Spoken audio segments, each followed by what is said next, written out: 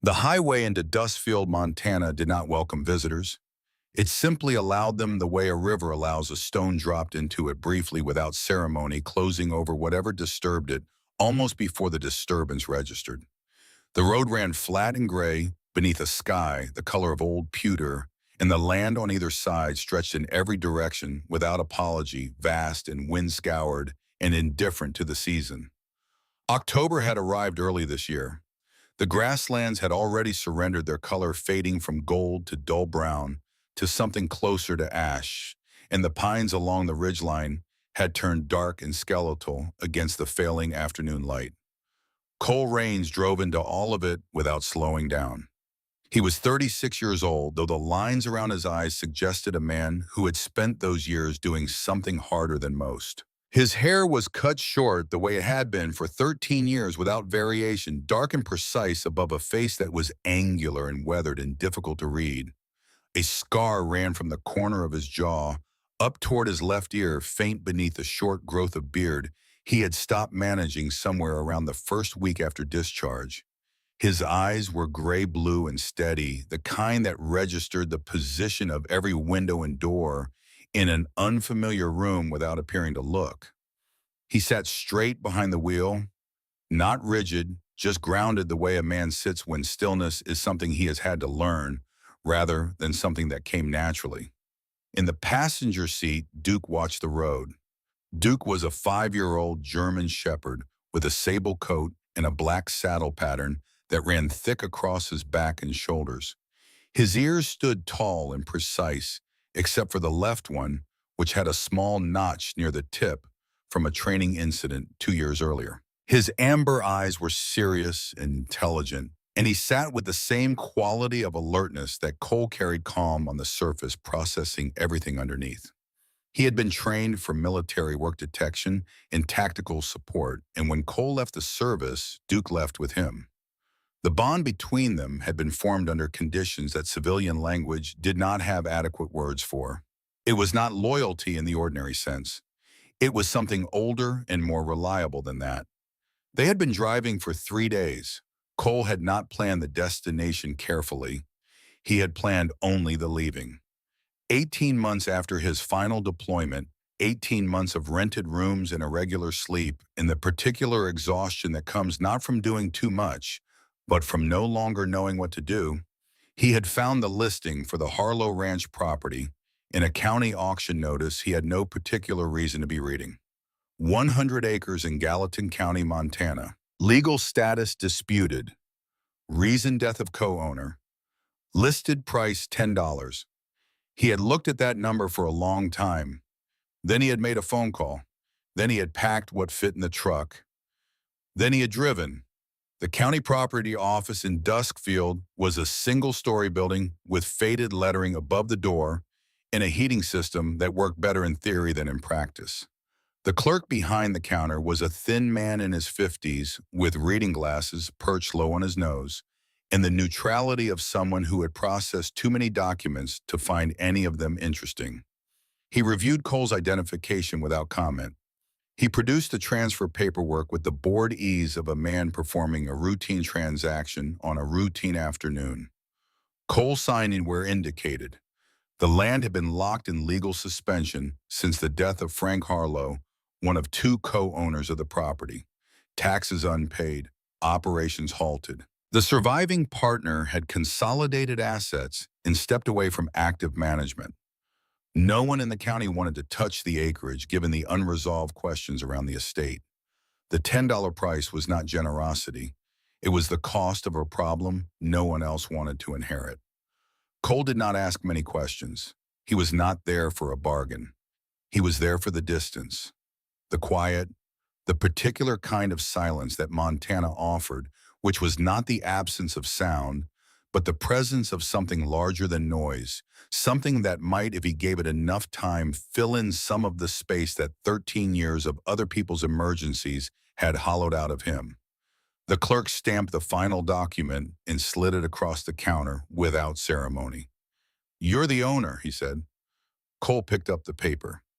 "Yes," he said. Duke was waiting in the truck when he came back out. The dog watched him approach through the passenger window. with the calm attention of someone who had already assessed the surroundings and found nothing requiring immediate action. Cole got in. He sat for a moment with the paperwork on the seat beside him. Then he started the engine. By the time they turned off the main road onto the gravel track that led to Harlow Ranch, the sun had dropped behind the mountain ridge, and the sky was moving through purple into dark. The temperature had fallen sharply. Cole's breath came in faint clouds inside the cab. Ahead, the ranch emerged from the dusk in pieces, a rusted iron gate standing open, a long gravel drive flanked by fence posts, trailing broken wire, the main house at the end of it all, white paint peeling at every edge, the porch boards gone gray with years of exposure. Cole let the truck roll to a stop in front of the house and cut the engine. Duke did not move immediately. His head lifted. His ears shifted forward with the precision that Cole recognized and had learned not to dismiss. In years of working together in conditions where mistakes had permanent consequences, Duke had never flagged something that wasn't there. He had also never missed something that was. Cole said nothing. He waited. Duke's posture changed, not aggressive, not alarmed. Something more careful than either of those things. He was reading the air, reading the ground, reading information that Cole's senses were not equipped to gather at this distance, in this darkness. His muscles were engaged beneath his coat, but his body was still. His eyes were fixed on the front of the house. Cole got out of the truck quietly. He stood on the gravel and let his own senses calibrate. Cold air, dry wood and old hay. A silence that had settled deeply into the property over weeks or months of abandonment. No smoke from the chimney, no light in the windows, no vehicles other than his own. Duke stepped down from the truck and moved ahead nose low, working the ground toward the porch with deliberate concentration. Cole followed a half step behind. His right hand was relaxed but available. He was not afraid. He had been in situations that warranted fear often enough to understand the difference between a situation that called for alarm and one that called for attention. This one called for attention. He found the key the county clerk had provided and worked the front door lock. The hinges complained with the resigned creak of hardware that had not moved in some time. The interior smelled of dust and closed air and the faint ghost of wood smoke from a fire that had not burned in weeks. Furniture remained in place, a couch, a wooden table, a bookshelf with gaps where volumes had been removed and not replaced. Faint gray light filtered through curtains that had not been opened in longer than Cole had owned the property. Duke moved inside first. He took 3 steps and stopped. The growl was low and even and carried no aggression. It was a signal, not a threat. It was Duke telling Cole that something was here, something alive, something that had not announced itself. Cole's weight shifted, not back, not forward, simply balanced. He let his eyes move through the shadows without rushing them. The room was long and low-ceilinged. The fireplace sat at the far end, stone and dark iron, and beside it, pressed into the angle where the wall met the floor, a figure was crouched. A young woman, arms wrapped around her knees, face turned toward them, with eyes that were wan and watchful, but not without calculation. She had been there long enough that she had chosen her position, deliberately the corner at her back fireplace to her left, a clear line of sight to both the front door and the hallway leading deeper into the house. She was not simply hiding. She had set up a defensive position. Cole studied her for a moment without speaking. Then he reached to the side wall, found the light switch, and turned on the single overhead bulb that still worked. The light was pale and unsteady, but it was better than the dark. He pulled a wooden chair from the table, turned it away from her, and sat down. He laced his fingers together loosely and let his hands rest on his knees. Duke understood. The dog walked to Cole's left side and lay down on the floor, shin on his paws, eyes still on the woman, but his posture entirely relaxed. The shift was visible. Duke moved from guard mode to something softer and more deliberate, a presentation of calm rather than threat. The woman's breathing was fast and shallow. She looked at the tone. Something in the rigid set of her shoulders changed. "My name is Cole Rains," he said. His voice was low and level. "That's Duke. He won't move unless I tell him to." She did not respond immediately. She was in her mid-20s with chestnut hair loose around her shoulders, strands sticking to her face. Her skin was pale from time without sunlight.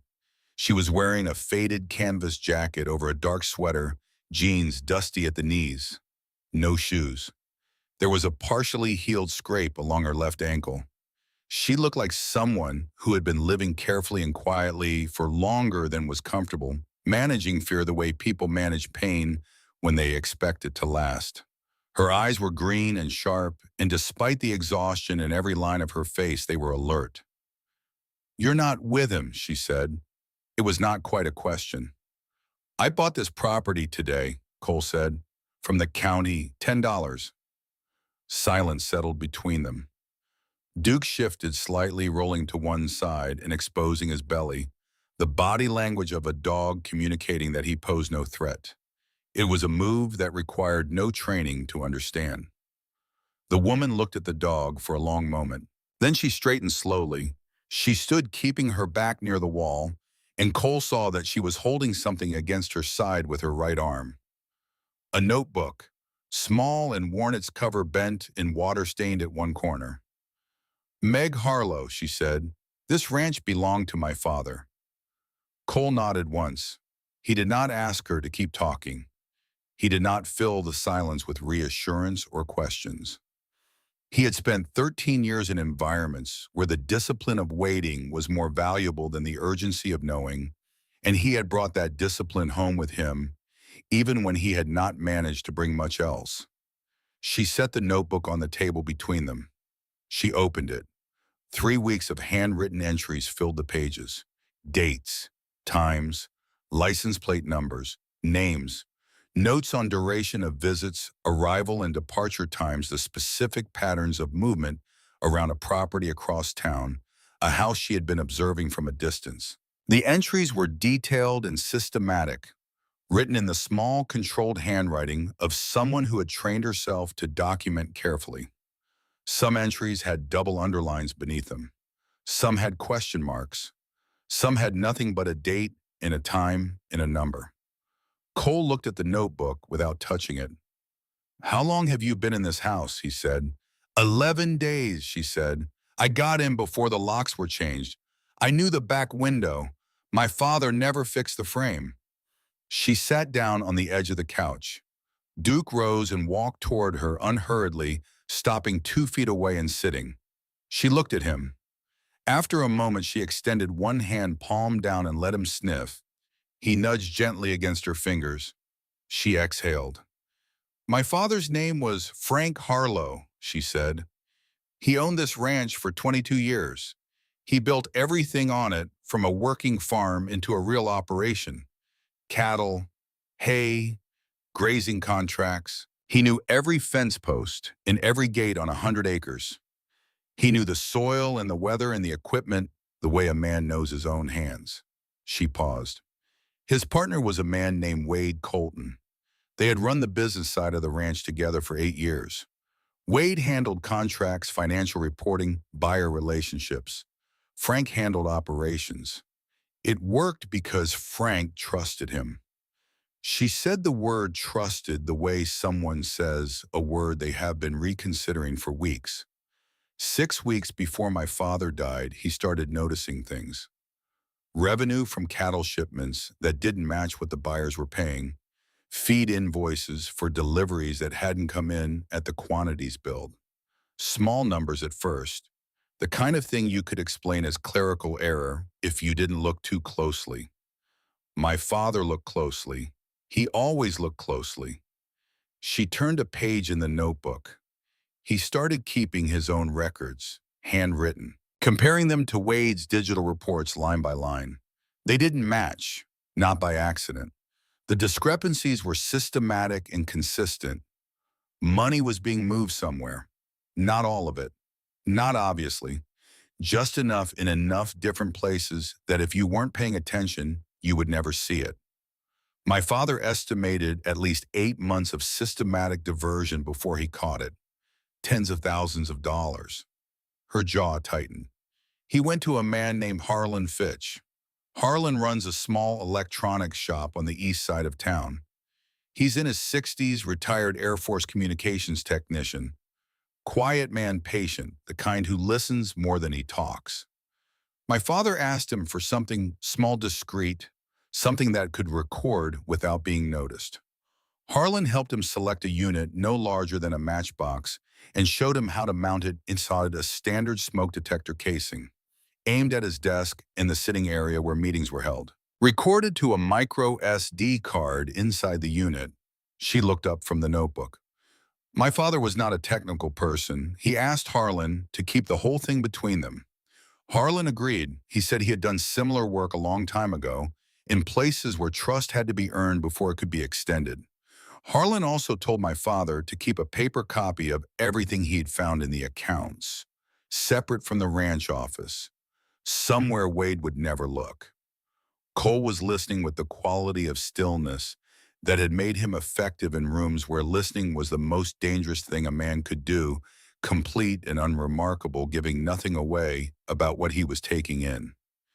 He confronted Wade once, Meg said, casually, over coffee in the ranch office, mentioned the discrepancies and suggested they might be clerical error just to see how Wade responded. Wade blamed the accounting firm, called it a systems issue, smiled while he said it. My father said it was the smile that told him everything he needed to know. She set the notebook flat on the table. A month ago, the generator shed behind the barn exploded. The official investigation took 4 days. Their conclusion was mechanical failure, a fuel line rupture, accidental ignition. My father had reportedly been performing a routine evening inspection when it happened. She stopped. She pressed her lips together and looked at the floor. My father maintained that generator every week without fail for 14 years. He knew every component and every sound it made and every pressure reading it was supposed to show. He would not have missed a fuel line leak. He would not have been in that shed at 9:40 at night for a routine inspection. That was not how he did things. That was not who he was. She looked up. I told Wade I didn't believe it was an accident. I told him the day after the funeral when he came to the house to discuss asset transfer.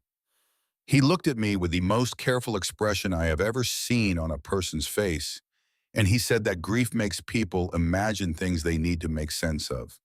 She said it flatly, verbatim, without inflection. 2 nights later, someone followed me home from the grocery store. Headlights that turned when I turned and stopped when I stopped and disappeared when I pulled into my neighbor's driveway instead of my own. I sat in my neighbor's car for 45 minutes before I moved. She looked at Cole directly. I came here because I needed somewhere to be that Wade didn't control. I came here because my father had said once, not long before he died, that if anything ever went sideways, the office would know. I didn't understand what he meant until after the investigation closed. Cole said nothing. He was building a picture, assembling it from details rather than from narration, the way he had learned to assemble intelligence in environments where the wrong assumption had permanent consequences. The camera, he said, still in the smoke detector casing on the ceiling. Wade changed the exterior locks, but he never went through the interior carefully. He didn't know it was there. You went back to check. I went back one night before he changed the locks completely. I saw it was still mounted. I couldn't get the card out alone. I didn't have time and I didn't have what I needed. Cole let a silence develop. Outside, the wind had picked up, pressing against the porch eaves with a sound like breathing.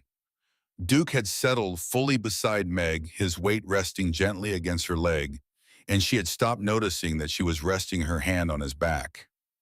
There is something else, she said. Cole waited. Wade Colton is my godfather. She said it without any particular emphasis, which made it more difficult to receive than if she had said it with grief or anger. He stood beside my father at my parents' wedding. He was there the night I was born. He spent Christmas at this table for 15 years. My father trusted him the way you trust someone who has already cost you something and come back anyway. Cole looked at her steadily. 15 years ago, Wade had a ranch of his own north of Billings. He ran it into debt. Equipment costs, a drought year, a bad contract with a buyer who defaulted. He lost everything. My father found out through a mutual contact, drove up there, and spent 3 days helping Wade settle what he could before the bank took the rest. Then he brought him down here and gave him a role in this operation. He did not ask to be repaid. He did not hold it over Wade's head. He just said, "That's what friends are for." She looked at the fire unlit. Wade has been taking money from this ranch for at least 8 months. Not because he needed it the way he needed it 15 years ago.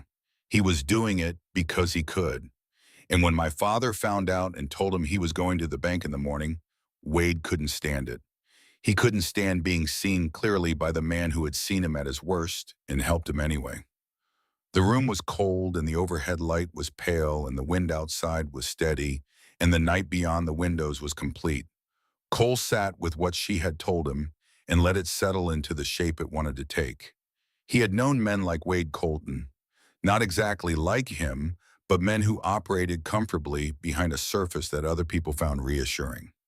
Men who understood that trust, once established, becomes a form of cover. He had worked alongside such men, and he had worked against such men, and he understood the particular kind of damage they caused, which was not just the damage of the immediate act, but the damage they did to the judgment of anyone who had believed in them.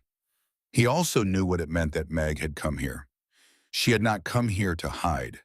She had come here because this was the one location connected to the evidence she needed, the last place where her father's careful work might still be intact, and she had come here alone and without sufficient resources and had been waiting for 11 days for something to change. She was not asking to be rescued. She was asking for capability she didn't have. Cole looked at the notebook on the table between them. 3 weeks of observation documented with the patience and precision of someone who had decided that if the official process was not going to pursue this, she was going to build a case herself. He looked at Duke, who was settled beside Meg with the quality of presence Cole had learned to read as a kind of assessment. Duke was calm because he had decided the situation warranted calm. The dog was rarely wrong about this. "Tell me about the camera," Cole said. "Where exactly in the room?" She told him. She described the office layout from memory, the desk position, the filing cabinet along the south wall, the ranch maps pinned to the corkboard above the side table, the location of the smoke detector casing on the ceiling mounted 8 feet up and angled toward the meeting area. She described the window on the east side, the one with the warped wooden frame that had never latched properly since the summer 2 years ago, when the frame swelled in the heat. She described the gravel drive in the equipment shed and the distance from the tree line to the west side of the building. She had already mapped it. She had already thought through how it might be accessed. "The man he has watching the property," Cole said. "Tell me what you know about him." Meg turned a page in the notebook. "His name is Gus Tanner. I found it in old employment papers my father kept. Wade hired him about 3 months ago. Heavy build. He drives a dark green pickup and parks it near the equipment shed. He runs a loop around the property maybe every 40 minutes or so, always the same circuit." She paused. "There's a younger one too. I've seen him twice, maybe 3 times, but not regularly. He comes and goes, then moves faster than Gus." Cole filed that. 2 men on the property, Gus Tanner on a regular rotation. The second one irregular, unpredictable. "Is Wade using the office building?" "No, he shut down operations after the legal freeze. Said it was too complicated to continue. The building is locked." Cole nodded slowly. He looked at the table, at the notebook, at the rough map of the office building's interior that Meg had sketched on the last page. He looked at Duke. Duke looked back at him with amber eyes that had done this before and were prepared to do it again. "Get some sleep," Cole said. He stood from the chair. "I'm going to need the daylight tomorrow." Meg looked at him. "What are you going to do?" He was already moving toward the hallway to check the rest of the house. He spoke without turning back. "Confirm the camera is still there, and count how many men we're actually dealing with." She was quiet for a moment. Then that property belongs to Wade now, legally. If you go in there, I've done worse things, Cole said, for worse reasons. It was not bravado. His voice carried it the way a man carries a fact he has examined thoroughly and accepted without drama. He said it like a statement of operational history, which was exactly what it was. He found blankets in the back bedroom closet and brought them out without comment. He set them on the couch. He checked the back door lock and the window latches in the kitchen. He banked some wood in the fireplace from the stack near the hearth and got a small fire going, more for light than warmth, though the warmth was not unwelcome. Duke followed him through each room and then settled near the front door in the position he always chose when his primary job was watching, where he could see both the entrance and the hallway junction. Meg sat on the couch wrapped in the blankets and watched the fire. She did not look like someone who had been relieved of a burden. She looked like someone who had, for the first time in 11 days, stopped being entirely alone with it. Outside, the Montana night had settled in completely. The wind moved across the grasslands in long, rolling gusts that bent the fence posts and scattered grit along the gravel drive. The mountains were invisible in the dark present, only as an absence of stars at the horizon. Cold pressed against every window and found the gaps in every frame. Inside the ranch house, the fire held. Cole sat in the chair near the door with his arms resting on his knees and his eyes on the middle distance, running the terrain through his mind. Distance from the tree line to the office building, wind direction, and how it would carry sound. The gravel drive and where footsteps would be audible. The warped window frame on the east side and how long it would take a man with the right approach to move through it without noise. 2 guards now, not one. The irregular one was the variable he needed to account for before he moved. He was not afraid of what he was planning to do. He had moved through harder terrain under worse conditions with less information and higher stakes. What was underneath it was something else. He had driven into Duskfield looking for silence, looking for a piece of land quiet enough that the part of him he had not yet managed to locate again might have room to surface. He had not come here looking for someone who needed help. He had not come here looking for a problem that required what he was capable of. But Frank Harlow had built 100 acres into something real, had trusted the wrong man out of the depth of his decency, and had died for it in a building he had maintained for 14 years with his own hands. And his daughter had come back here alone with a worn notebook and 11 days of careful waiting and a dead father's words that she was still trying to understand. Cole Raines looked at the fire for a long time.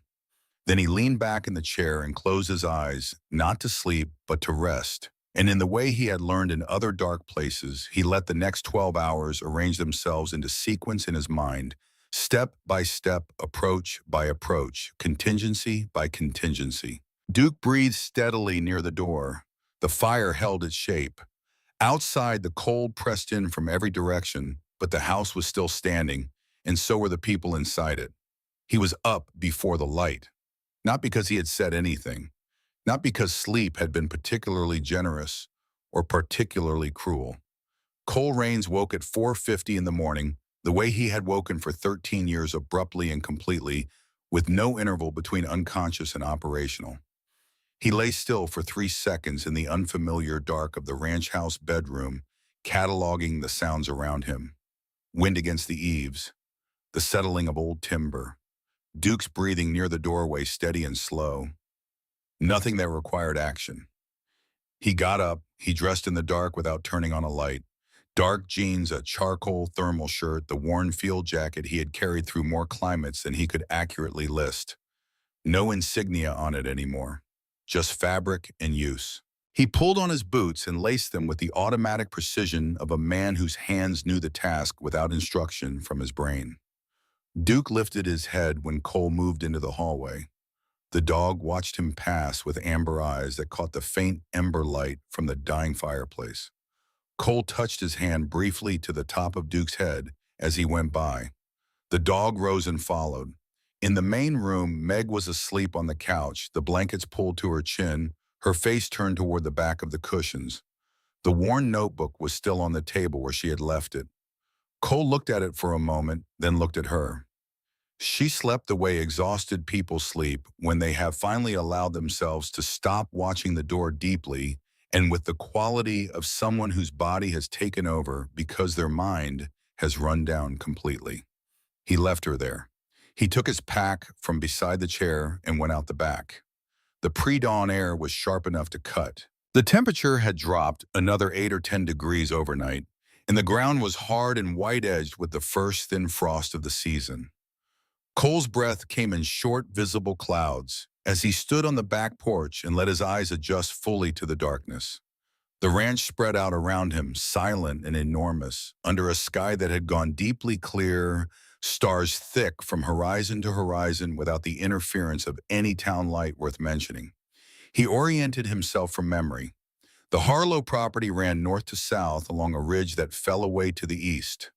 The property line he was interested in was 3/4 of a mile to the northwest, where the old office building and equipment shed sat near the livestock pens that had been inactive since Frank's death. Between here and there open grassland with scattered pine clusters and 2 dry creek beds running diagonal to his intended path. He had mapped it in his mind the night before. Now he walked it. Duke moved alongside him in the darkness without a leash, staying within 6 feet, nose working continuously.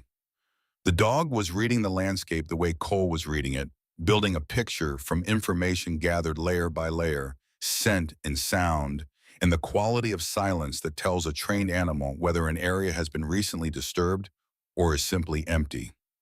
The ground was frozen enough to hold their prints, but not hard enough to make significant noise. Cole moved at a pace that was neither slow nor fast, just deliberate, placing his feet with the habit of someone who had spent years in environments where the wrong step had consequences he did not want to think about at 4 in the morning in Montana with his breath turning to vapor in the air around him. He stopped twice, once when Duke's nose lifted sharply and tracked left before relaxing again. Deer passing through the lower creek bed an hour or two before them. The other time when he crested a low rise and got his first clear sight line to the office building 300 yards out, a low rectangular structure with dark windows and a porch light that had long since failed. He crouched behind a cluster of juniper and watched for 20 minutes. At 5:42, a light moved near the equipment shed, a flashlight held at waist level moving in a slow, deliberate arc from the shed toward the fence line and back. The man carrying it was large, broad through the shoulders, with the rolling, unhurried gait of someone doing a job he had done enough times to do without thinking. Gus Tanner. He swept the light along the ground, checked the gate latch turned, and walked back toward the shed. Cole timed him through a full circuit. Tanner emerged again at 6:21, 39 minutes between appearances. At 6:50, something else moved. A figure stepped out from behind the back of the office building, not from the equipment shed direction, but from the northern tree line, moving toward the building's front door with a younger man's quick pace. Thin, narrow shoulders. He had a radio clipped to his belt and a coffee thermos in his right hand. He checked the front door lock with a perfunctory tug, rounded the building's east side, then disappeared back toward the tree line 10 minutes later. The truck Meg had not seen was parked just inside the northern tree line, visible only in morning light from Cole's elevated position. 2 men, Gus Tanner on a predictable 40-minute ground rotation. The second man arriving in early morning, checking the building exterior, moving on. An irregular schedule, which meant he could appear at any point. That was the variable Cole needed to understand and account for before he went in. He watched through a second complete sequence of both men's movements. He mapped the blind spots the northwest corner of the office building where neither man's route passed. The creek approach from the west where the drainage berm provided cover for the final 40 yards.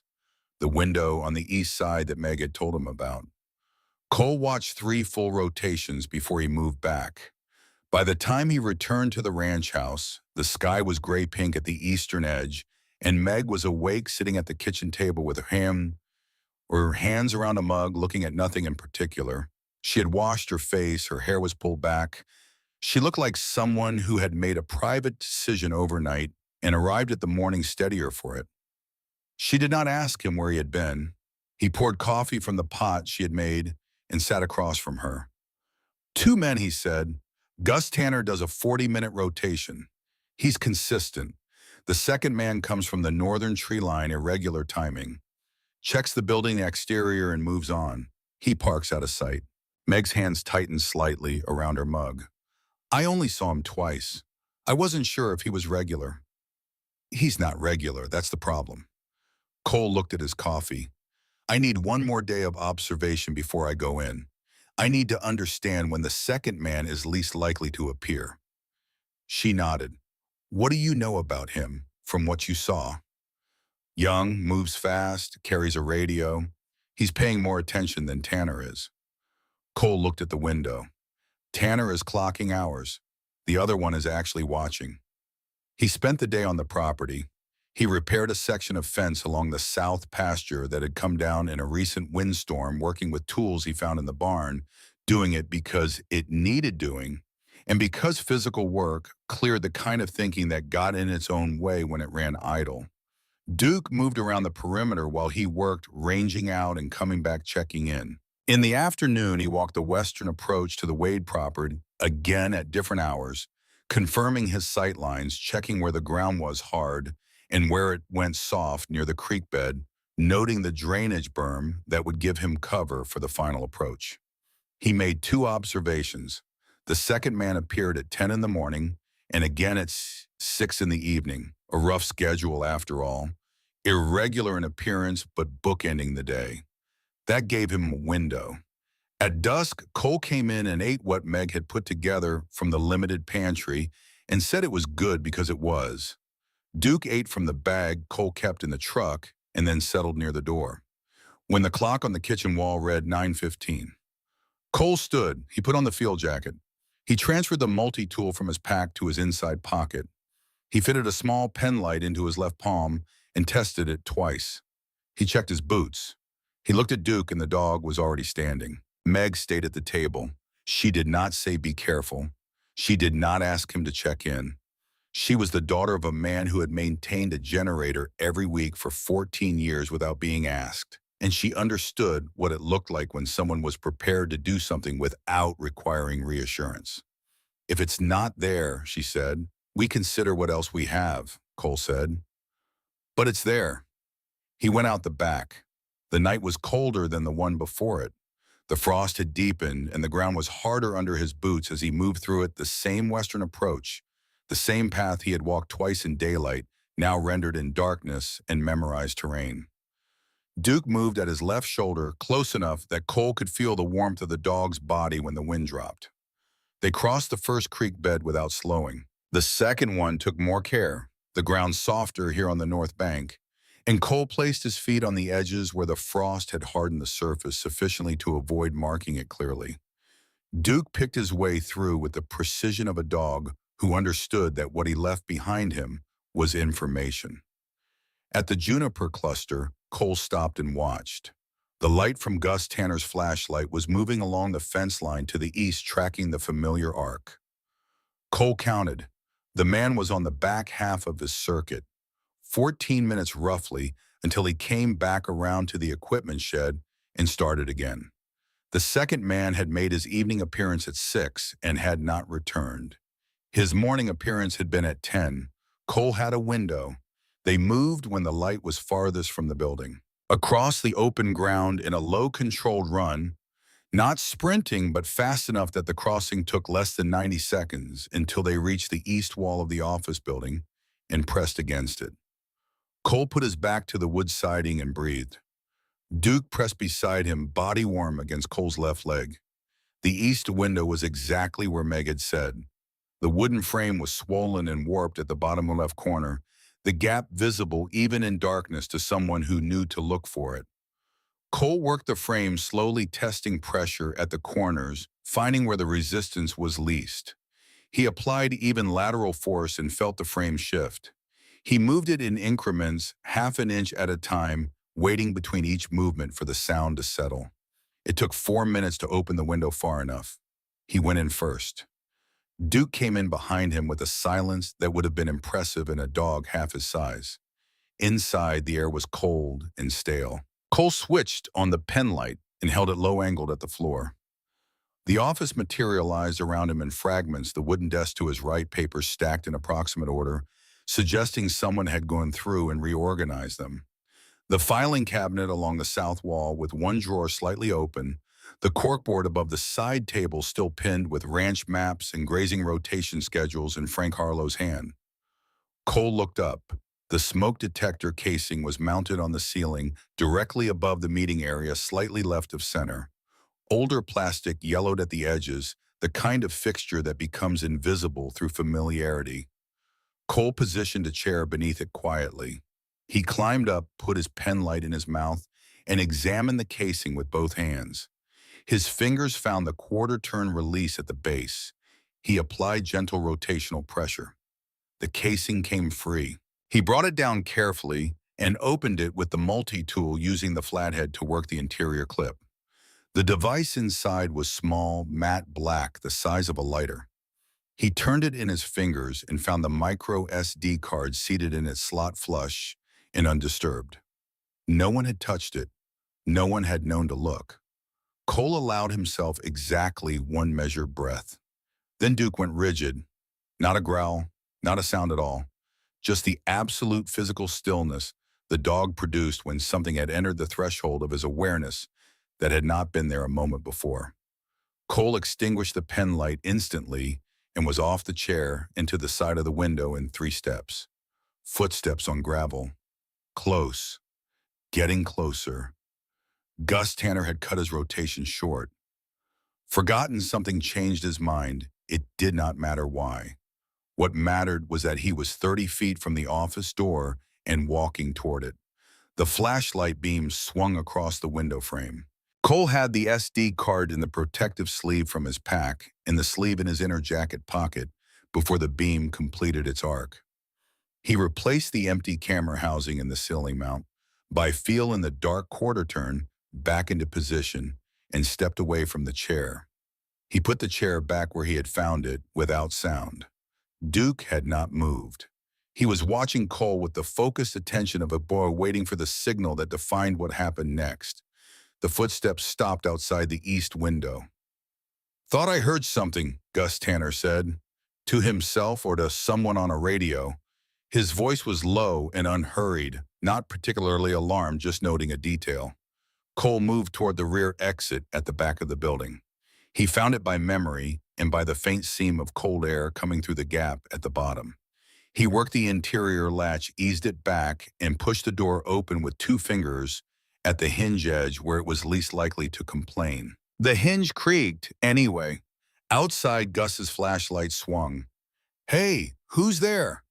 Cole went through the door. He ran low and fast toward the tree line to the west, 20 yards of open ground between the door and the first pines.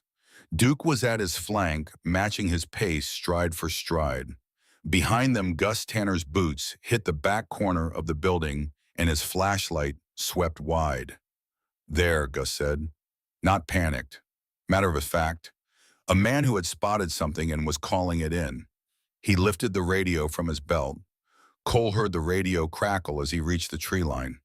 The second man had an earpiece. That was how he monitored from a distance.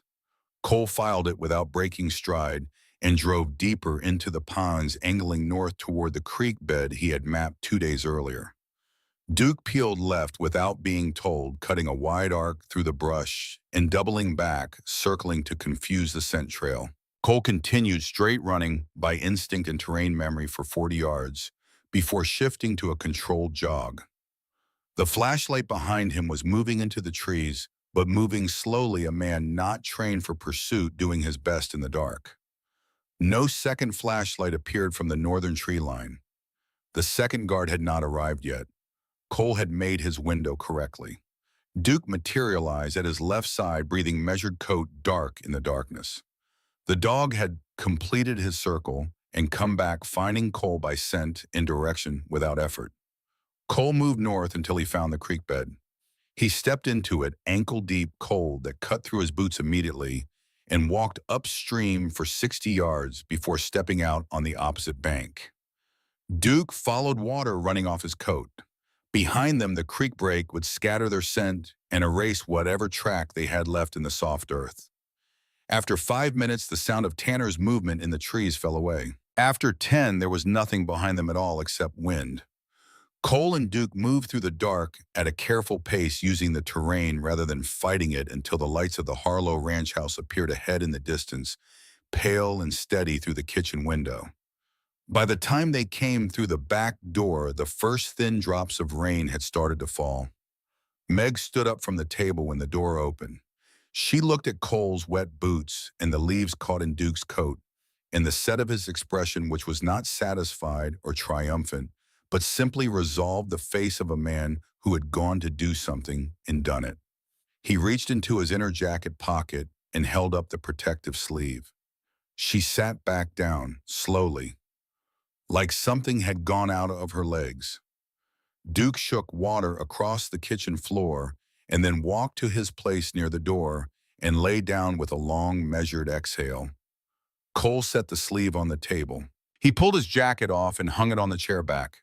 Then he sat down, opened his pack, and removed the compact laptop and the card reader he had brought with him, because he had known when he packed the truck 3 days ago in a different state with a different plan that he might need them for something, though he had not known what. He inserted the card. The device registered. Files appeared on the screen, time-stamped, and dated the most recent from 4 weeks and 2 days ago. Cole opened it. The footage was grainy, not unusable. The wide-angle lens had captured the desk in the sitting area, and the wall cabinet and the timestamp in the lower right corner ran in white numerals that were clear and precise. Meg leaned forward slowly as the image loaded, her hands flat on the table. Frank Harlow walked into frame. She made no sound. Her hands did not move. But something happened behind her eyes. A compression, like a held breath taken at a moment that required absolute stillness, and Cole looked at the screen and not at her, because some things a person needs to meet alone, even when they are not alone. Frank Harlow was a broad man with silver-streaked hair and the careful, deliberate movements of someone who spent his days in physical work. He wore his work jacket, dark canvas with a torn cuff, and he moved through the office with the ease of long familiarity. He was at his desk when Wade Colton came in. Wade entered from the left side of frame. He was well-dressed for a ranch meeting, a button-down shirt, clean boots, the confident posture of a man who understood the social weight of appearance. He sat in the chair across the desk from Frank with the relaxed ease of someone who has not yet registered that the conversation is not going to go the way he expects it to. Then it did not go the way he expected. Frank spoke first, evenly, without theater. He laid out the discrepancies he had found line by line, the same way a man reads a repair list before deciding what needs to be fixed. Wade listened with the careful expression of someone managing a response before the question has fully landed. Then Wade denied it. Clean, complete, unreserved denial. He blamed the accounting firm. He blamed data entry. He said the word clerical twice. He said the word confusion. He smiled while he said it. Cole watched the smile and recognized it for what it was, not warmth, not comfort, but the social tool of a man who had built a long career on other people's instinct to believe what a friendly face tells them. Frank did not smile back.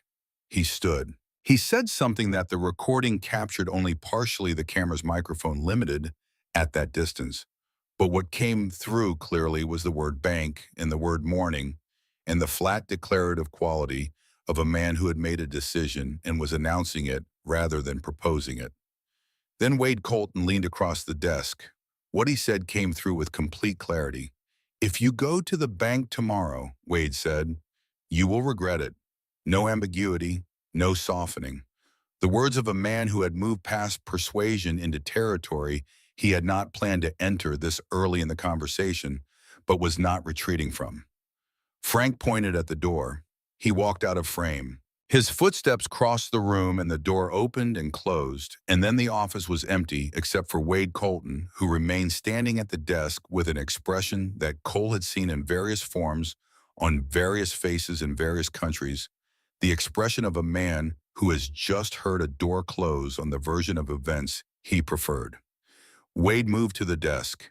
He opened the center drawer and removed a document folder. He crossed to the wall cabinet, opened it, and took out a laminated sheet, the generator shed blueprint, visible clearly enough in the footage. Wade looked at it for a moment, folded it, and placed it inside his jacket. Then he reached into the drawer again and removed something small that the camera's resolution was not sufficient to identify. He put it in his coat pocket. He stood in the empty office for a moment longer. Then he took out his phone. He made a call. He spoke briefly. The microphone caught fragments, the audio compromised by distance and angle. But two things came through with unmistakable clarity. A first name, partial but distinct. It began with a hard G, the kind of name that belonged to a man older than Wade, a working man's name, someone local, and a sentence, 7 words spoken with the flat certainty of a man issuing instructions he had already planned. "Tonight," Wade Colton said into his phone, "exactly like we discussed." The recording ended. The timestamp in the corner of the final frame read 2043. Cole had already done the calculation. The generator shed exploded at 21:47. 64 minutes after that call, he looked at Meg.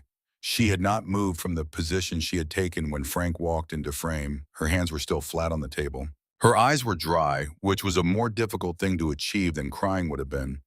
And Cole understood that she had spent the weeks since her father's death working to maintain exactly this kind of steadiness, and that it had cost her more than anything she had let him see. "He didn't do it alone," she said.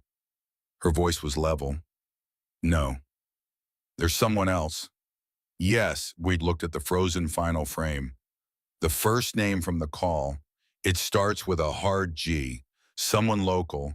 Someone Wade could reach at 9 o'clock on a weeknight and give instructions to without explanation. Meg was still for a moment, then slowly, carefully, Gus. Cole looked at her. "Gus Tanner," she said. "He's local. He needed money. Wade hired him 3 months ago, which means Wade had already been planning to keep someone on the property. What if the arrangement started earlier? What if Gus wasn't just hired to watch the property after my father died?" Cole closed the laptop gently. He sat back and let that sit. Then his phone buzzed. He looked at the screen. Unknown number. He did not answer it. 3 minutes later, it buzzed again. A text message from a deputy at the Gallatin County Sheriff's Office, a routine contact he had been given when he registered the property transfer. Wade Colton had filed a criminal complaint, trespassing and theft of private property. Cole's name and vehicle description were in the filing. The deputy's message was brief, professional, and not unkind. He suggested Cole make himself available. Cole read the message twice. Then he set the phone on the table. Meg had watched his face while he read it. "Wade. Moving faster than I expected," Cole said. "A man who moves this quickly to law enforcement after a nighttime intruder has taken something from his secured property, knows exactly what was in that building and exactly what was taken. A man with nothing to hide does not make a criminal complaint at midnight. A man with something specific to hide does." "What happens to you?" Meg said directly. "Nothing I can't manage," Cole said, "but I need to move before his complaint gains traction." He picked up his phone and found the number he had written down from the property transfer documentation. Not the deputy, the other number, the one listed under County Law Enforcement Direct Line. Sheriff Walt Dugan. Cole knew very little about Walt Dugan. The name had appeared in county records as a 12-year incumbent, which meant the man had won 3 elections in a county where trust was not extended without reason. It meant he had managed to keep his position through the particular political turbulence of rural Montana without making the kind of enemies that end careers, which itself said something about how he operated. Cole called the number at 6 in the morning. It rang twice. "Dugan," the voice said. Not surprised, not groggy. The voice of a man who had been awake for some time and was waiting for whatever the morning chose to bring. Cole identified himself. He said he had something the sheriff needed to see and that it was time-sensitive. A pause. "I know who you are," Dugan said. Wade Colton's complaint came across my desk at midnight. Another pause shorter. I've also been waiting for something connected to Frank Harlow's death for the better part of 2 years. You got something solid. Cole looked at the laptop, at the sleeve that had held the card. Yes. Then come in, Dugan said. Bring whatever you've got. I'll deal with the complaint. Cole put the phone down and looked at Meg across the table. She had her hands around her coffee mug again. She was watching him with the steady green eyes of a woman who had spent 11 days alone in a cold house, running on nothing but the conviction that her father had not died the way they said he did. Sheriff Dugan, Cole said. We're going to see him this morning. She nodded. She did not look relieved. She looked like someone who has been waiting for a door to open and is now calculating what might be on the other side of it. There's something you should know, Cole said. Dugan said he's been waiting for something connected to your father for 2 years. Meg was still for a moment. He already suspected. He had no proof. He had a direction and no destination. She looked at the laptop. At the footage still visible on the screen in its final frame, Wade Colton is back to the camera, heading for the door, the timestamp frozen at 2043. My father built this whole case by himself, she said quietly. In 6 weeks, with a camera the size of a matchbox. Cole said nothing. He let the statement be what it was. Duke got up from his place near the door and walked to Meg's side. He put his head against her arm, just for a moment, a brief and uncalculated gesture of the kind that required no training and no command. Outside, the rain had eased. The Montana sky was moving toward the flat gray of early morning after weather, and through the kitchen window, the first faint suggestion of daylight was pressing up from the horizon. Cole picked up the laptop and the card sleeve and put them in the pack. It was time to go. Sheriff Walt Dugan's office was not what Cole had expected, which told him something about how often expectations served as a reliable guide to anything. He had anticipated the particular institutional beige of county law enforcement fluorescent lighting and laminate furniture, and the faint smell of burnt coffee that had become a kind of unofficial signature of American bureaucracy. What he found instead was a room that looked like it had been used seriously for a long time by a man who took his work seriously, which was a different thing entirely. The desk was heavy oak scarred at the edges. The walls carried framed maps of Gallatin County at different scales annotated in pencil in ways that suggested active use rather than decoration. A single window behind the desk looked out onto the main street of Dustfield, and the light coming through it was the flat, clean light of a morning after rain, the kind of light that made everything look slightly more honest than it did in other conditions. Walt Dugan was standing when they came in. He was 52 years old and built like a man who had done physical work for most of his life and had not stopped doing it simply because his job had shifted toward paperwork. He was lean through the shoulders and weathered in the face with deep lines at the corners of his eyes, and a silver mustache trimmed with the kind of precision that suggested personal standards rather than vanity. He wore a tan uniform jacket slightly worn at both elbows. His Stetson was on the hat rack by the door. His eyes were the pale brown of creek water in late summer, and they moved to Cole first, then to Meg, then to Duke, and then back to Cole in a single unhurried circuit that took in everything and displayed nothing. He gestured at the 2 chairs across from the desk. Sit down, he said. Duke went to the corner and lay down facing the door. Dugan glanced at the dog. Trained, he said. It was not a question. Yes, Cole said. Dugan nodded once as though this confirmed something he had already assessed and sat down behind the desk. He did not make a production of the moment. He was not the kind of man who performed authority because he was not the kind of man who felt the absence of it. Cole set the laptop on the desk and opened it. He inserted the card reader and loaded the footage without narration. He let the footage speak first because he had found across years of briefings and conversations in high-stakes rooms that the discipline of not explaining before the evidence has been seen was one of the most undervalued forms of respect you could offer another person's intelligence. Dugan watched the entire recording without speaking. He leaned forward slightly when Wade Colton leaned across the desk. His jaw tightened at the 7 words that came through clearly.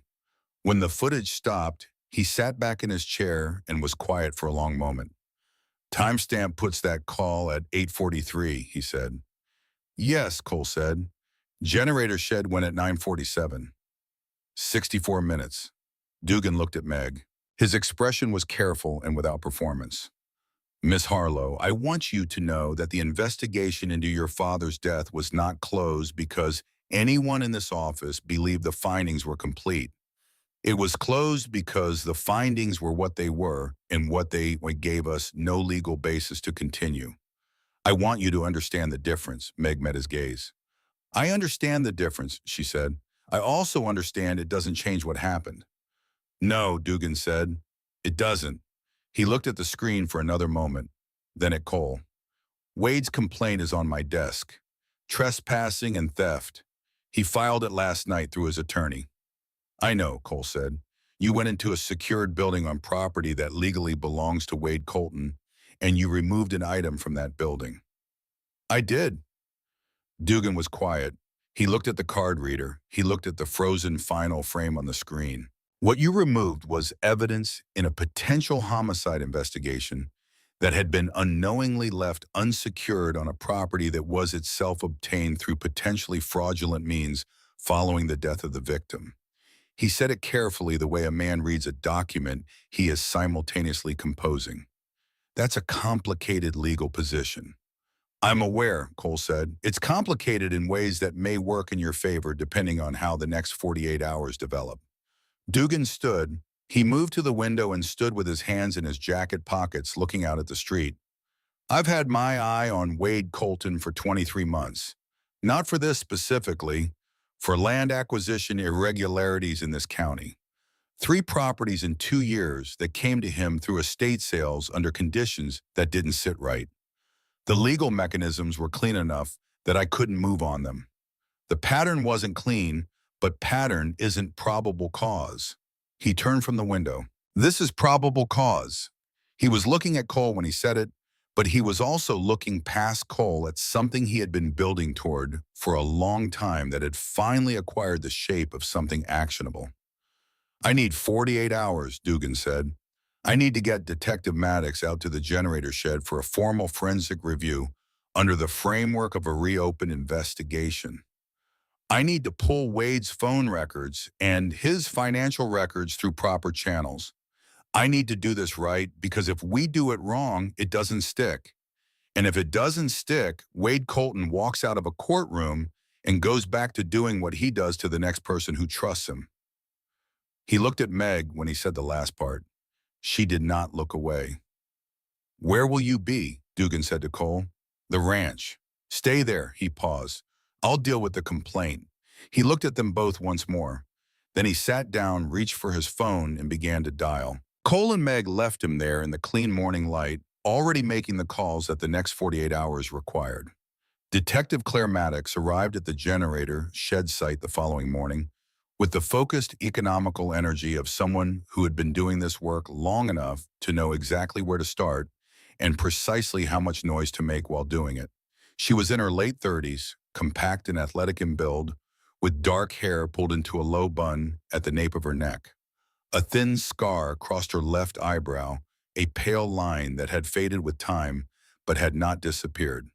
She wore gloves and carried a kit that she set down in the debris field without ceremony and opened with the practiced ease of a surgeon laying out instruments. Cole and Meg stood at the perimeter. Duke sat beside them, eyes moving across the site with the habitual vigilance of a dog who understood that his job included information gathering even when the situation did not require his direct participation. Maddox worked without speaking for the first 20 minutes. She moved through the debris in a grid pattern, photographing each section before touching it, crouching low over certain points and straightening without comment. She thought through her hands as much as through her mind, her fingers doing the work of assessment as she moved along the bent and blackened remnants of the shed's infrastructure.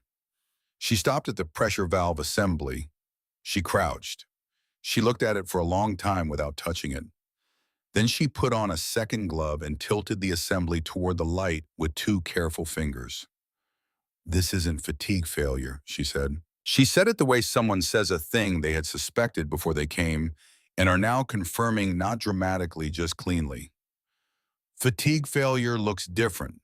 The metal fractures in a pattern that follows stress over time. What I'm looking at is mechanical intervention. This valve was adjusted manually, recently, before the failure event." Dugan stood beside her. "Tool marks." "Yes." She pointed to the valve housing. "Contact pattern here and here. That's from a specialty adjustable wrench. The contact angle is inconsistent with the standard maintenance tools for this type of equipment." She looked up. "This shed would have had a standard kit, right? The kind the owner used for regular maintenance." Meg spoke from the perimeter. "My father kept everything organized. He had a specific kit for the generator. He'd used the same tools for 12 years. Maddox stood and made a note. "I'll need to see that kit." When they found it in the barn, exactly where Frank had always kept it, hanging on the pegboard above the workbench, each tool in its designated position. Maddox compared the wrench head sizes to the contact marks on the valve housing and did not need to say the result aloud. The discrepancy was visible to everyone present. She requested the warrant for Wade Colton's property that afternoon. Dugan had it signed by the following morning. The specialty adjustable wrench was in the second shelf of Wade's equipment storage between a pipe cutter and a pressure gauge calibration tool. It had been wiped down but not cleaned thoroughly, and the oil residue remaining in the serrations of the head was consistent under preliminary analysis with the grade of generator oil used in the Harlow Ranch unit. Maddox bagged it without expression. She handed it to the deputy behind her and pulled off her gloves. "That's your physical connection," she said. While Maddox worked the shed site, Dugan's office executed the second part of the warrant, Wade's financial records. A county financial investigator worked through 2 days of documentation and surfaced what Frank Harlow had already found in handwritten notebooks. Systematic diversion of cattle sale revenues to accounts registered under a shell company that traced back to a private address in Billings, registered in a name that was not Wade Colton, but belonged to his brother-in-law. 8 months of transfers. The total exceeded $60,000. The records matched Meg's notebook entries with a precision that confirmed Frank Harlow had been right about every number he had circled. It was on the third day, while Cole was replacing the broken latch on the barn's east door, that Dugan called. Cole had been working since early morning, the kind of work that needed doing regardless of everything else. Duke was stationed at the corner of the barn, watching the drive with the unhurried attention of a dog who had nothing specific to look for and was therefore looking for everything. Cole's phone buzzed in his jacket pocket. He set down the wrench and answered. "The phone records came back," Dugan said. "The call Wade made at 8:43 the night Frank Harlow died. We traced the number." Cole waited. "Gus Tanner," Dugan said. Cole was still for a moment, not surprised exactly, but confirmed. "Tanner." Wade called Tanner that night and told him to come check the east fence line at 9 o'clock. Said there'd been reports of a loose gate and he wanted someone on site. A pause. Tanner showed up. He was there when the shed exploded. He's the reason the coroner's report describes Frank as conducting a routine evening inspection. Tanner told the investigators he saw Frank heading toward the generator shed around 9. He didn't know it wasn't true. He was just reporting what he'd been positioned to see. Cole looked across the drive to where Meg was hanging laundry on the back line, her back to him, her movement slow and ordinary in the morning light. "Tanner wasn't part of the plan," Cole said. "No," Dugan said. "Wade used him as scenery, gave him a reason to be there, a reason to report what he saw, a reason to become a piece of evidence that Wade didn't have to fabricate himself. Tanner's not a suspect. He's a witness who was manipulated." "Have you told him?" "Brought him in this morning." A longer pause. "He sat in the chair across from me for 5 minutes without saying anything. Then he asked me if Frank Harlow had died in that shed. I told him yes. He asked me if he was the one who put Frank there by telling investigators he'd seen Frank walking toward the building. Dugan's voice was even. I told him he told the truth about what he saw. I told him the lie was in why he saw it. He didn't find that particularly comforting. It's not particularly comforting, Cole said. No, Dugan agreed. But he signed the statement. He's confirmed the call from Wade, confirmed the instructions he was given, confirmed the timing. That goes into the file along with the footage, the physical evidence from Maddox, and the financial records. Cole leaned against the barn wall.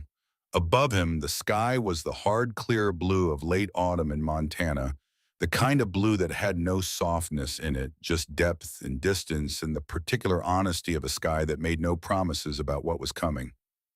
One more thing, Dugan said. Harlan Fitch came in voluntarily this morning. He'd heard the investigation had reopened. He brought his own documentation, the original invoice for the camera unit, the installation date, written notes he had kept about the conversation he had with Frank when Frank first came to him. He was prepared to testify to the purpose of the device and the circumstances of its installation. A pause. He said Frank told him word for word that he needed to document what was happening before someone decided to make the problem disappear. Cole let that sit for a moment. Frank Harlow had been more deliberate than even Meg had known. He had not just installed a camera, he had created a paper trail for the camera itself through a witness who had kept independent records. When, Cole said. This afternoon, Dugan said. I want you and Miss Harlow at the office by 4. We'll do this properly. Cole put the phone down and looked across the drive at Meg, who had stopped at the laundry line and was watching him with the still attention of someone who can read a person's posture from 40 yards. He walked toward her. He told her about Tanner, about the financial records, about Harlan Fitch walking involuntarily with his own documentation about what Frank had said to Harlan when he first came asking for the camera. He told her all of it in the same measured way he had received it, without amplifying and without diminishing, and he watched her face move through each piece of information with the careful steadiness of someone who had been carrying a weight for a long time and was now being shown piece by piece that the weight had always had the shape of truth. When he finished, she was quiet for a long moment. Harlan kept records, she said. It was not a question. It was what it sounded like, a woman absorbing the fact that her father's methodical nature had extended further than she knew had been understood, and matched by an old man in a flannel shirt who had once done classified work in places nobody talked about. Yes, Cole said. She turned back to the laundry line. She reached up and unclipped a shirt that had dried in the morning wind. Her movements were steady and deliberate. My father trusted the right people, she said. He just didn't know it in time. Cole said nothing. He let the statement be what it was. Wade Colton's house was on the western edge of Dusk Field, set back from the road behind a line of cottonwoods that had lost most of their leaves to the October wind. It was a substantial house, well-maintained, with a deep front porch and exterior lighting that came on at dusk in the automatic way of a home whose owner valued the appearance of order. The drive was gravel, freshly raked. The flower beds along the foundation were turned over and mulched for winter, tended with the kind of care that communicated something about the person inside. Cole and Meg waited in Dugan's vehicle on the road while the sheriff and 2 deputies went up the drive. Wade was on the porch when they arrived. Cole watched through the windshield. Wade Colton was dressed in dark trousers and a navy sweater. His hands in his pockets, his posture carrying the particular stillness of a man who had made a decision about how this moment was going to go and was committed to it. He was 47 years old, and he looked it in a way that was not weakness, clean-jawed and sharp-featured, and composed in a manner that had served him well for a long time in rooms where composure was currency. He watched Dugan come up the porch steps without moving. Cole could not hear what was said from the distance of the road. He watched the exchange in the compressed, removed way of someone observing something significant from a position that does not allow participation. Dugan spoke. Wade listened. Something shifted behind Wade's face, a tightening that was the first visible evidence that the surface had a limit. Wade turned his head and looked toward the vehicle on the road.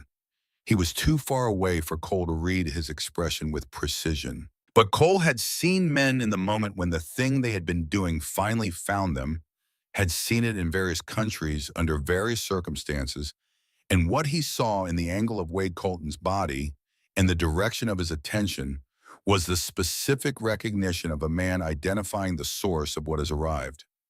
Wade said something. Dugan responded. A deputy moved to Wade's side. Wade did not resist.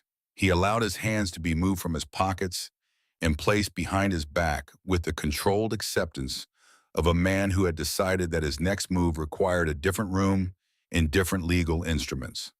The handcuffs went on with the flat mechanical sound that carried faintly even to the road. The deputy guided him toward the cruiser. Wade passed it on the driver's side, and for a moment his face was fully visible through the windshield lit by the late afternoon light. His expression was not the expression of a man who had been caught. It was the expression of a man who was calculating even now what options remained in the territory ahead of him.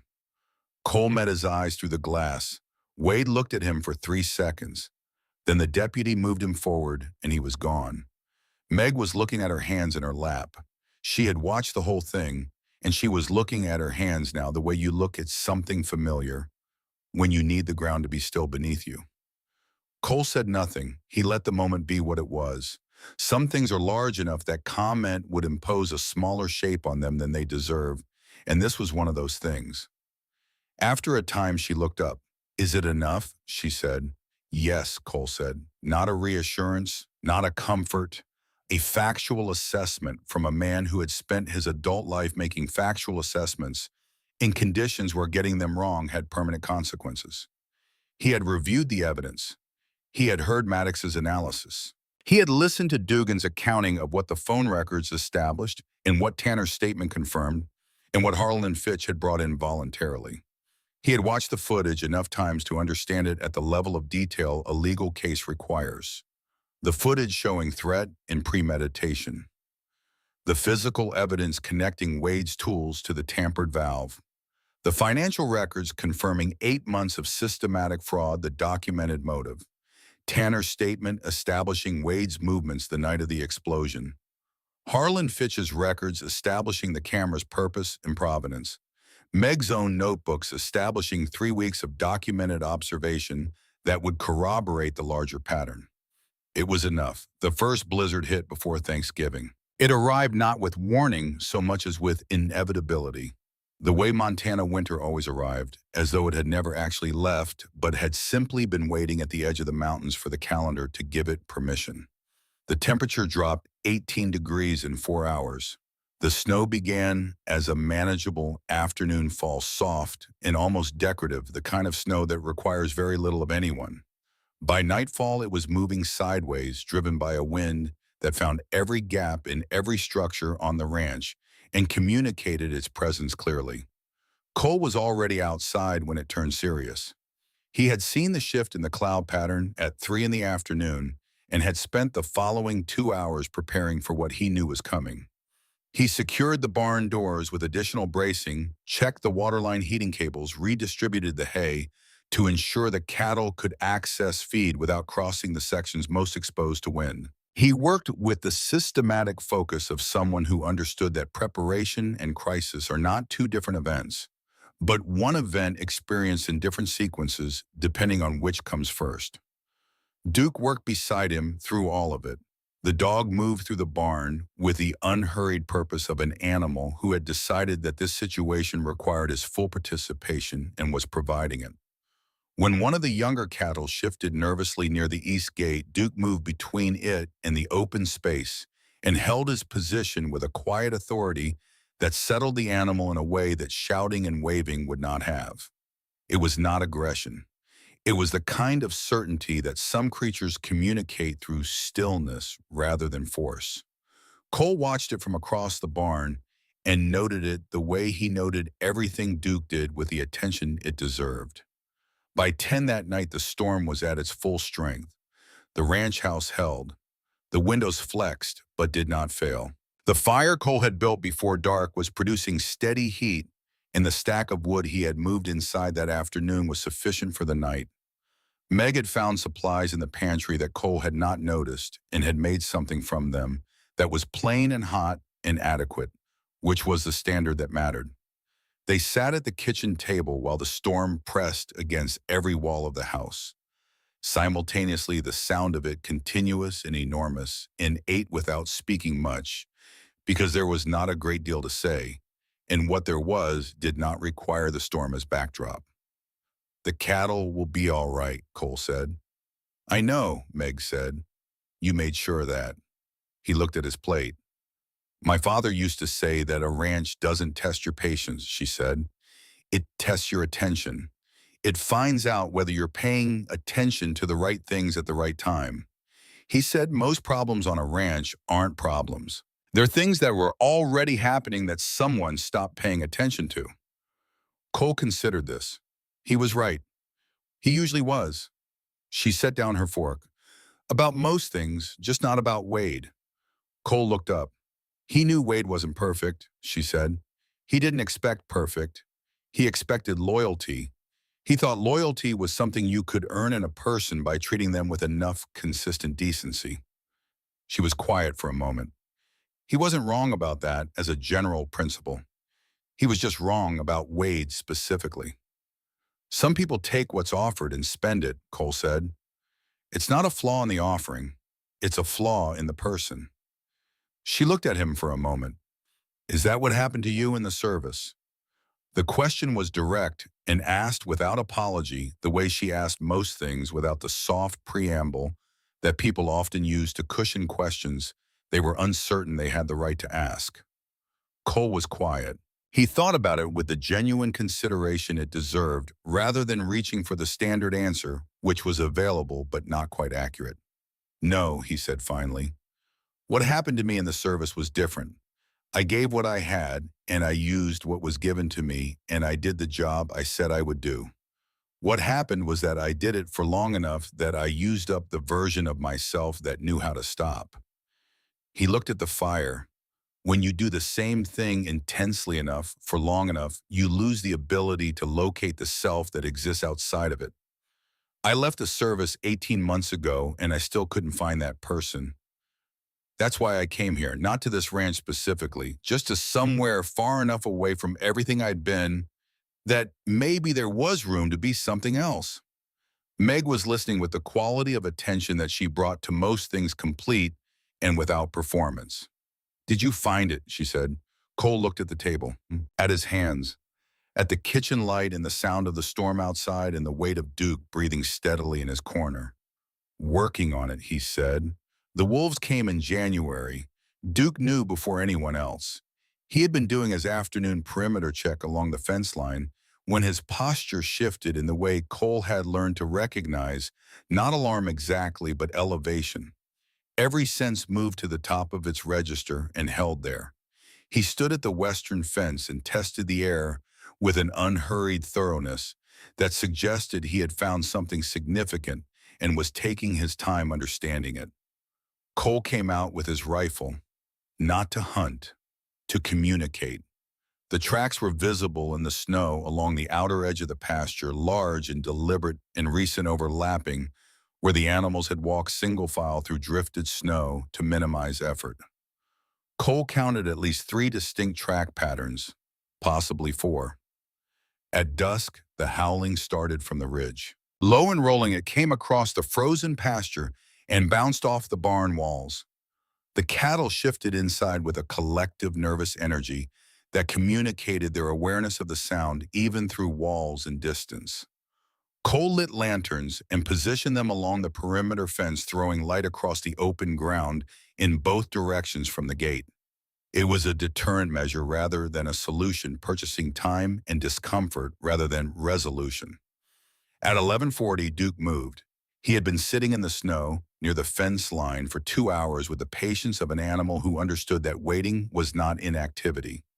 When the two gray shapes separated from the darkness at the edge of the pasture light, he was already on his feet and moving along the fence in a controlled arc, positioning himself between the shapes and the barn. He barked once. A single sound, short in carrying and absolutely unambiguous in its meaning. The shape stopped. Cole raised the rifle and fired once into the sky above the tree line. The sound cracked across the frozen pasture and came back diminished but still clear. The gray shapes turned and moved back into the darkness at a pace that was neither panic nor indifference. Just the measured withdrawal of animals who had found the calculation had shifted against them. Duke watched them go. He tracked their departure with his nose and his eyes until there was nothing more to track. Then he turned and came back to Cole's side, his coat carrying snow along the ridge of his back, his breath coming in even visible clouds in the frozen air. Good, Cole said quietly. He put his hand on the dog's head for a moment. Duke pressed up slightly into the contact, acknowledging it, and then looked back toward the tree line with the continued attention of a dog who had resolved a problem but had not decided the problem was finished. The gas discovery came in late January. Meg had been using the old storm cellar beneath the ranch house to store emergency supplies, the kind of preparatory habit her father had instilled, and that she had maintained even in the weeks when maintaining anything had felt beside the point. One evening, she moved toward the cellar stairs with a lantern. Duke stopped at the top of the steps. He did not follow. He stood at the doorframe and began pawing at the wood, a sharp, insistent movement, accompanied by a sound Cole had not heard from him, before a high-pitched urgency that was different from his working vocabulary in a way that was immediately recognizable as alarm. Cole crossed the kitchen in 4 steps. He crouched at the cellar entrance and inhaled. Faint.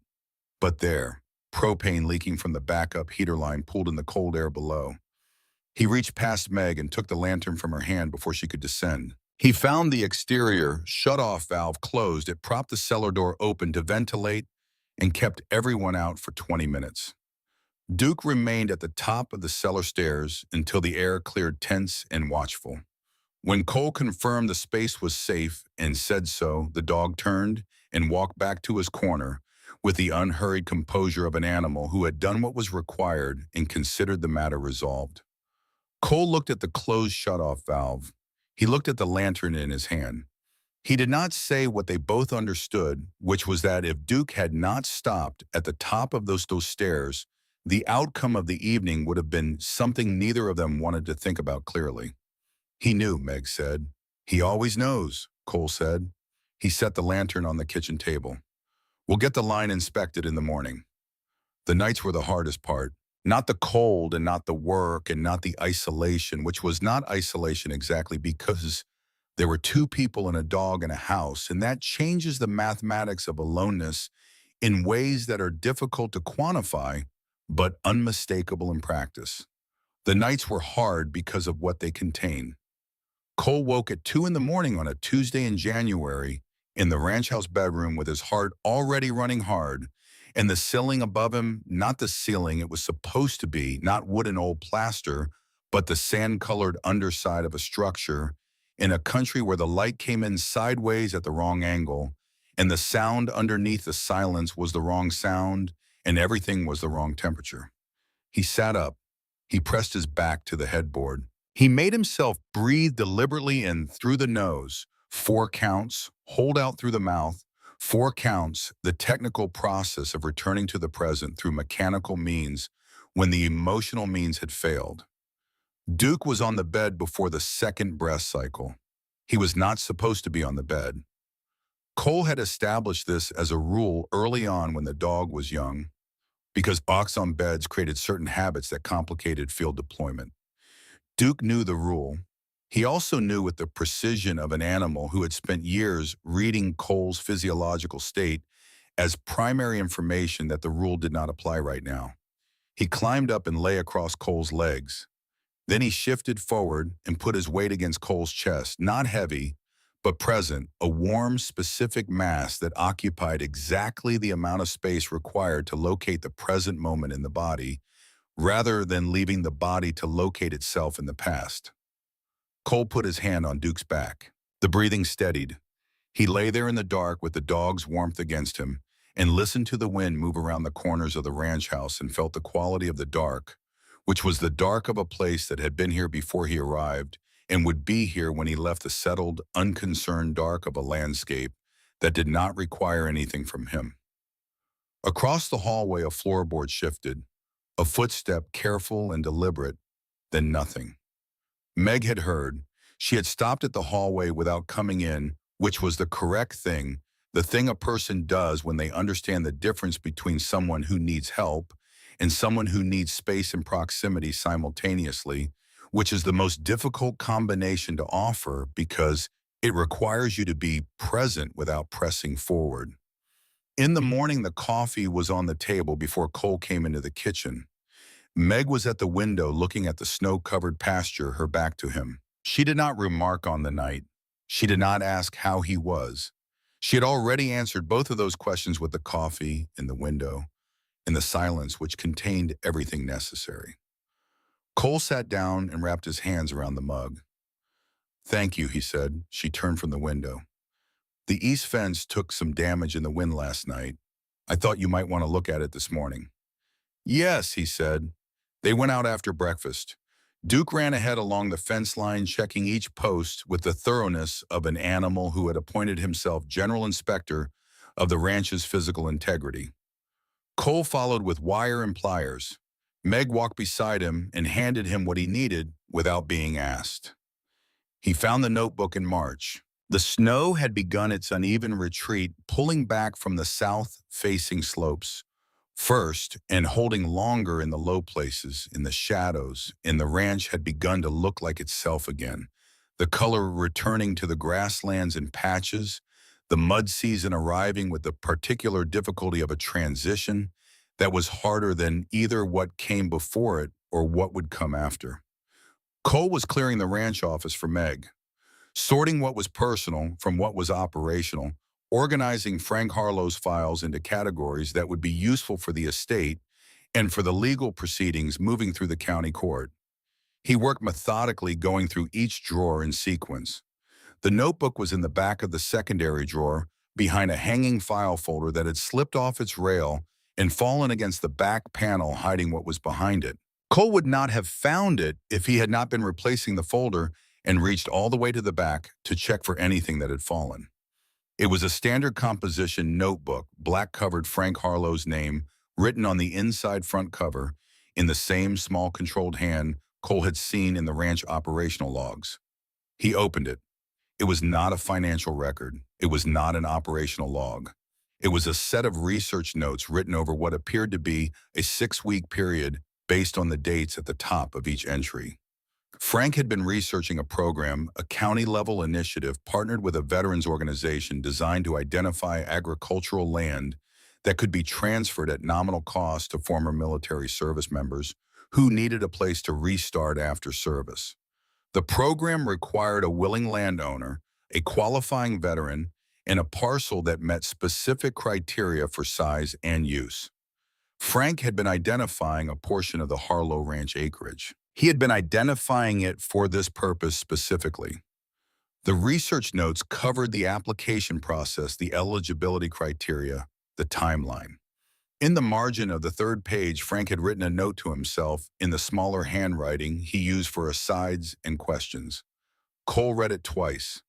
Find the right person, someone who's given enough, someone who needs somewhere to land. Cole stood in the office with the notebook in his hands for a long time. He thought about the county property office, the clerk who had processed his paperwork without apparent interest, the $10 transfer price that had seemed like bureaucratic indifference to a problem nobody wanted, the timing that had placed him here, in this specific location, on this specific night, in front of a window that a warped wooden frame had left unlatched since the summer 2 years before. He was not a man who organized his understanding of events around the concept of design. He had spent 13 years in environments where causality was brutal and random and did not arrange itself according to any principle he had been able to identify. He had seen things happen to people who deserved better and had seen people avoid consequences they had fully earned, and he had long ago stopped expecting the world to reflect the moral order it was theoretically supposed to embody. But he stood in Frank Harlow's office in March with Frank Harlow's notebook in his hands, And he thought about a man who had built something real over 22 years and had spent the last 6 weeks of his life trying simultaneously to expose the person who was stealing from him and to find someone who needed exactly what he had to offer, and he could not locate the word that covered what he was feeling, except that it was not comfortable and it was not small. He thought about the things Frank had done in those 6 weeks. The handwritten financial records meticulous and documented. The camera installed with Harlan Fitch's help. The paper trail created around it so that if anything happened, the purpose would be provable. The research into the Veterans Land Transfer Program, the margin note in the handwriting of a man who understood that what he was building needed to outlast him, even if he did not know that was what he understood. A man preparing for contingencies he hoped would not be necessary, and that proved in the end to be necessary after all. Frank Harlow had not saved himself, but he had saved everything that mattered. Cole brought the notebook to Meg. She was on the porch when he came out, sitting on the steps with a mug in her hands, watching Duke investigate the thawed edges of the south pasture with his particular brand of dedicated inquiry. She looked at the notebook when Cole held it out to her. She looked at his face. She took it. She read it slowly. She turned each page with the care of someone handling something that has acquired weight beyond its physical mass. When she reached the margin note on the third page, she stopped and read it twice. Then she closed the notebook and held it in both hands against her chest. He never filed the application, Cole said. He ran out of time. She was looking at the pasture, at Duke moving through the returning grass with his nose down and his tail moving in the slow arc of a dog who has found something worth investigating. He would have found you eventually, she said. He would have kept looking until he found the right person. He didn't get the chance to look. No. She turned her head and looked at Cole. But here you are anyway. Cole looked at the pasture, at the south fence line they had repaired in the wind, at the barn that was standing correctly because they had reinforced it in the blizzard, at the east gate that Duke had already checked this morning and found to be functioning as expected. I had the truck loaded, he said, when the legal case was filed, when it looked like things were moving to resolution. I had it loaded. Meg looked at him. She waited. I kept not leaving, Cole said. She stood up. She went inside, and when she came back, she was holding a document. She had folded it lengthwise, and she handed it to Cole without preamble or ceremony. He unfolded it. It was a property amendment form. His name was already filled in on the co-owner line. Her signature was at the bottom, dated 2 weeks ago. My father wanted this, she said. Not this specifically, but this, someone who would stay. Cole looked at the document. He looked at Duke, who had come back from the pasture and was sitting at the foot of the steps, watching him with amber eyes that had already assessed the situation and reached a conclusion and were simply waiting for the human to catch up. He thought about the drive into Duskfield, the clerk who had stamped the papers, the night he had walked across the grasslands with Duke at his shoulder reading terrain by starlight, the footage frozen at 2043, Dugan's voice on the phone at 6 in the morning, steady as the man himself, the blizzard and the wolves and the January nights and the coffee on the table before he came into the kitchen. He thought about what a man does when he has spent 13 years being useful in ways that cost everything and has arrived at a place that does not need what he was trained to give but needs what he has left. He thought about Frank Harlow, who had built 100 acres into something real, who had documented every number and installed every camera and written in every margin note, and who had known without ever meeting Cole Raines that the right person for the land he was building toward was someone who had given enough and needed somewhere to land. He folded the document carefully and put it in his jacket pocket. Duke stood up. His tail moved in 2 slow arcs and then stilled. He looked from Cole to Meg and then back to the pasture, already identifying the next thing that required his attention. The south fence needs another look, Cole said. I know, Meg said. I saw it this morning. He went down the porch steps. Duke fell in beside him, matching his pace, taking his position at Cole's left shoulder with the ease of an animal for whom the positioning required no thought at all. It was simply where he belonged and where he went. Behind them, the ranch house stood the way it had stood for 22 years, through weather and seasons and the various pressures that land and time exert on the things people build and the things people trust. The mountains beyond the ridge were carrying the last of the winter snow in their highest places, releasing it slowly, and the meltwater was finding its way down through the creek beds and into the soil of the lower pastures, and the grass was coming back the way it always came back without ceremony, because that was what it did. The legal proceedings moved through the county court with the deliberate pace of a system that had been designed to get things right rather than to get them quickly, which was as it should be. Wade Colton's attorney filed motions. Dugan's office answered them. Maddox's forensic report was entered into evidence. The financial investigator's findings were entered into evidence. Harlan Fitch's documentation was entered into evidence, and Gus Tanner's statement was entered into evidence. The footage from the micro SD card that Frank Harlow had installed in a matchbox-sized camera inside a smoke detector casing in his own ranch office was entered into evidence, and the timestamp on its final frame, 2043, was entered into evidence. And the 64 minutes between that timestamp and the moment the generator shed exploded were entered into evidence, and the 7 words that Wade Colton had said across a desk to a man who had saved him from ruin 15 years earlier were entered into evidence. Wade Colton was charged with first-degree murder, destruction of property, and financial fraud. He pleaded not guilty. The trial date was set for fall. Cole did not follow the legal developments closely. He followed them the way he followed weather, with enough attention to understand what was coming and enough detachment to stay focused on what was immediately in front of him, which was the ranch.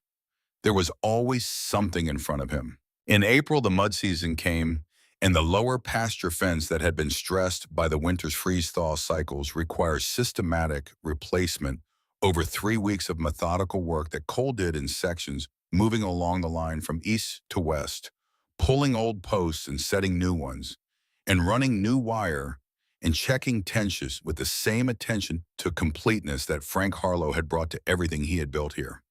Duke worked the perimeter while Cole worked the fence, and sometimes Meg came out and worked beside him, and they talked, or they did not talk, and both were fine. In May, the cattle operation resumed limited production. A local buyer who had worked with Frank Harlow for 11 years reached out to Meg when he heard the ranch was coming back and offered the same terms he had offered Frank. Meg accepted.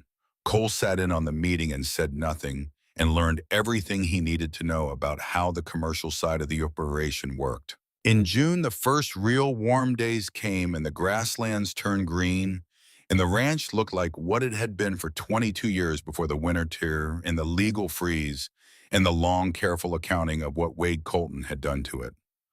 Cole stood at the south edge of the pasture one evening in June and looked at it in the long, horizontal light of a Montana summer evening, and thought that Frank Harlow had built something worth taking care of, which was the only thought necessary. The trial began in September. Cole and Meg testified on consecutive days. Cole testified about the circumstances of the property purchase, the discovery of Meg hiding in the house, the information she had provided, the reconnaissance he had conducted, the entry into the office building, and the recovery of the micro SD card. He testified in the same way he had reported in after operations for 13 years factually, and without embellishment and without omission, and under cross-examination he answered every question the same way. The defense attorney tried several angles and found that each one came to the same place, which was a man who had done what he said he had done for the reasons he said he had done it, and whose account was corroborated at every material point by physical evidence and independent witnesses. Harlan Fitch testified. He was in his 60s and slightly stooped, and he wore a flannel shirt to court because he wore a flannel shirt everywhere, and he sat in the witness chair and answered questions in the careful, measured way of someone who understood that the words he chose mattered. And he told the court about the conversation with Frank Harlow, the camera unit he had helped select and install, the paper records he had kept, because Frank had asked him to keep them, and because Harlan Fitch had spent enough of his life in environments where records mattered to understand why a man might want them. He said that Frank Harlow had told him he needed to document what was happening before someone decided to make the problem disappear. He said it the way Frank had said it, without drama, as a statement of practical necessity from a practical man. Gus Tanner testified. He sat in the witness chair and told the court about the call he had received at 8:43 on the night Frank Harlow died, about the instructions he had been given about his arrival at the property, about what he had seen and reported to investigators in the days that followed. He testified without looking at Wade Colton, who sat at the defense table in a gray suit and the composed expression of a man who had decided that composure was his last remaining asset. The jury deliberated for 11 hours. Wade Colton was found guilty on all 3 counts. Cole heard the verdict from Dugan's office, where Dugan had called to inform them directly.